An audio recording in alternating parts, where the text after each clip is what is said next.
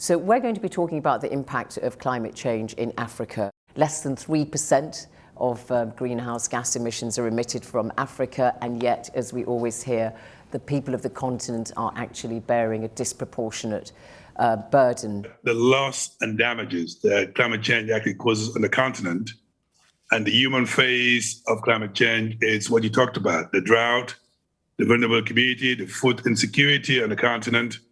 And that makes it extremely difficult for Africa to build its resilience. There's a lot of doom and gloom. And while that is an important conversation to have, I think what's more important is to highlight the small and impactful ways Africans are making change in the continent, because that begins to shift the narrative. National governments also need to step up and be more forward-leaning in terms of not just asking for humanitarian support, but looking at medium-term measures to build resilience.